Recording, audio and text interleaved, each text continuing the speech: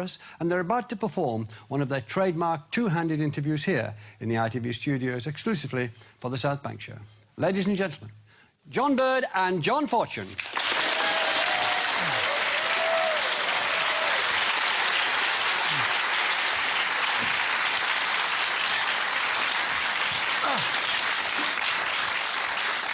George Parr, you are an investment banker. I am, yes. Yes.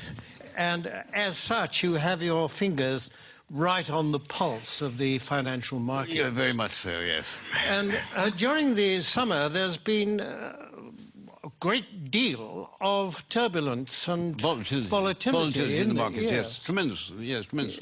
Yes, and what is caused that? Well, you have to remember two things about the market. One is that they are made up of very sharp and sophisticated people who, these are the greatest brains in the world. And the second thing you have to remember is that the financial markets, to use the common phrase, are driven by sentiment. What does that mean? What does that mean? Well, things, let's say, are just going along as normal in the market, and then suddenly, out of the blue, one of these very sharp and sophisticated people says, "My God, something awful's going to happen!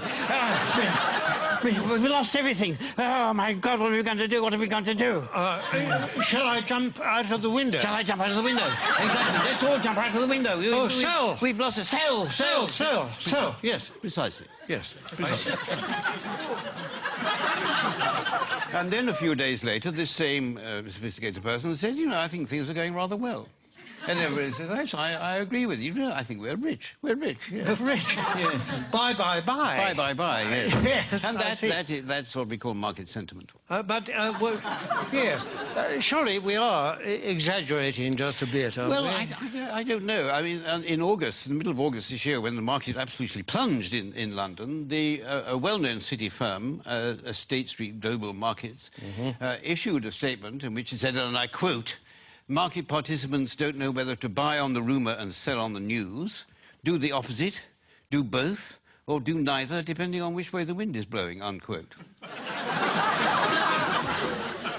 Yes, and this is the kind of rigorous analysis that companies will pay huge salaries for. Yes, exactly. And a few days later, when the markets had gone up a little bit, the senior equities advisor on ABM Ambrose Morgan said, and I quote, "We're back to happy days again."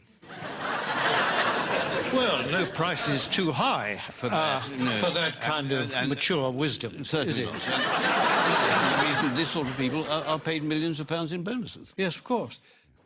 During this summer, there have been actual causes behind the volatility in the markets, haven't there? I mean, specifically and especially in America, granting vast numbers of mortgages to people who can't afford them on properties which are diminishing in value. It's the so-called subprime situation, yes. The subprime market. Yes. How does that work, in fact? Well, imagine, if you can, say, an unemployed black man sitting on a crumbling porch somewhere in Alabama in his string vest, and a chap comes along and said, "Would you like to buy this house before it falls down? And why don't you let me lend you the money?" And is this chap who says this, is he a banker? Oh, no. He's a mortgage salesman. His income depends entirely on the number of mortgages that he can arrange. So his judgment to arrange mortgages is completely objective? Completely objective, yes, absolutely. It would. Yes. And what happens next? Well, then this debt, this mortgage, is taken, bought by a bank and packaged together on Wall Street with a lot of other similar debts. Without going into much detail about what is actually... Without going into any detail, no, it's far too boring.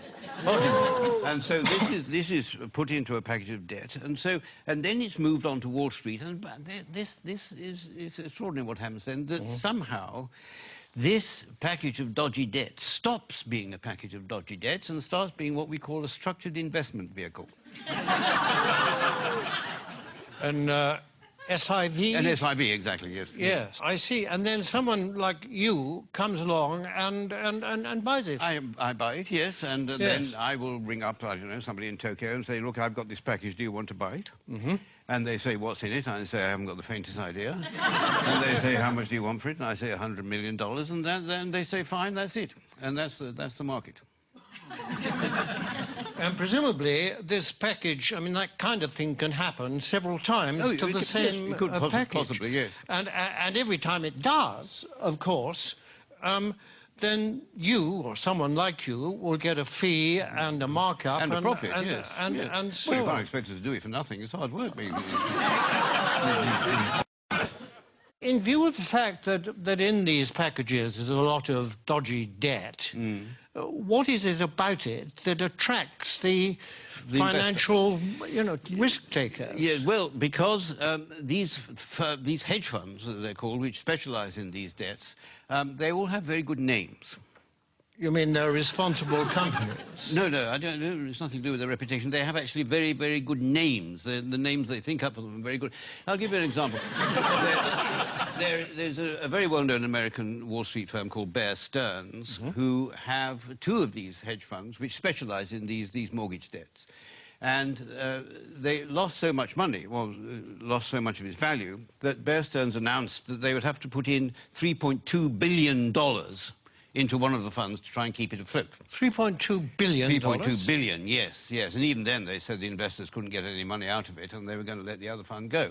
But one of these funds was called the High Grade Structured Credit Strategies Fund, and the other was called the High Grade Structured Credit Enhanced Leverage Fund. Well, that sounds very good. But that's good, isn't it? Yes. It sounds very trustworthy. Actually, this is the magic of the market. What started off as lending a few $1,000s to an unemployed black man in a string vest has become a high-grade structured credit enhanced leverage fund.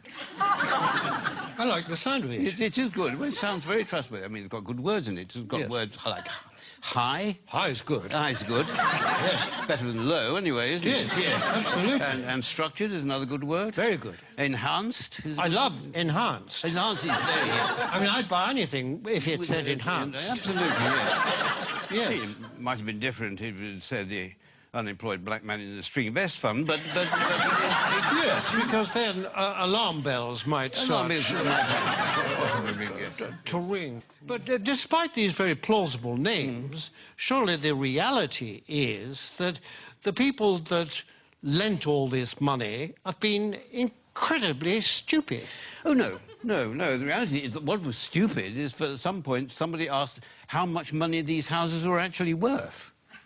I mean, if they hadn't bothered to ask that question, then everything would have gone on as perfectly normal. But unfortunately, they did. I see, but now, you see, people are saying the crisis is likely to turn into financial meltdown. I mean, can that be avoided? It can be avoided, provided that governments and central banks give us, the financial speculators, back the money that we've lost.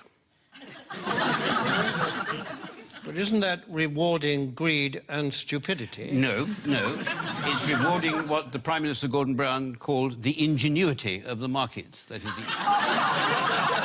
You see, and we don't want this money to spend on ourselves. We want this money just to go into the market so that we can carry on borrowing and lending money as if nothing had happened without thinking too much about it.